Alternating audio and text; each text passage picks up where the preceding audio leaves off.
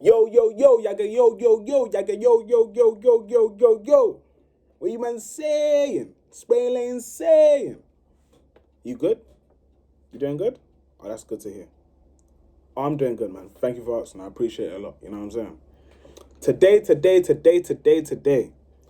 we're going to talk about faithfulness. I think faithfulness is an extremely big one, and it's an important topic that isn't talked about a lot. Faithfulness is so key because without faithfulness to a certain thing, place, or situation, you aren't able to get the fruit out of it. If a farmer isn't faithful to planting the seed and then monitoring the seed, giving nutrients to the seed, giving nourishment to the seeds, it never becomes a tree, or it never becomes a plant, or it never becomes a flower. And that's the key to faithfulness. Faithfulness is consistently showing up, no matter how you're feeling, no matter how you're doing, no matter what it looks like. It's showing up consistently. Faithfulness kind of goes hand in hand with diligence, and it goes hand in hand with discipline. Because the thing with faithfulness is you can't be faithful if you don't understand that faithfulness is basically a discipline. Faithfulness is wrapped in discipline. You can't have faithfulness and not be disciplined.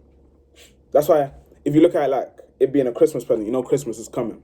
I don't know if you're watching it now, I don't know, but you know what I mean. Like Christmas is coming at this moment in time that I'm recording this. You know what I'm saying?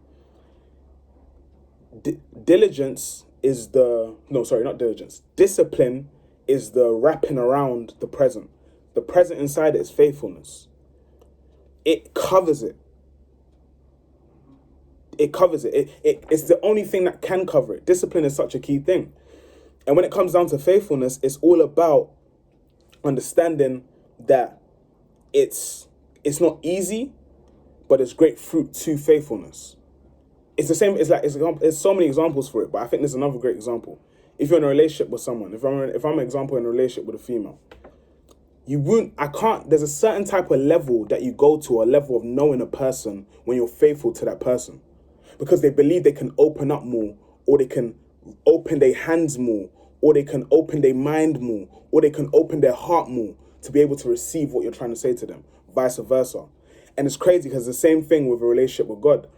When you're faithful to him, he's able to open up more, he's able to open his hand more, he's able to open his mouth more.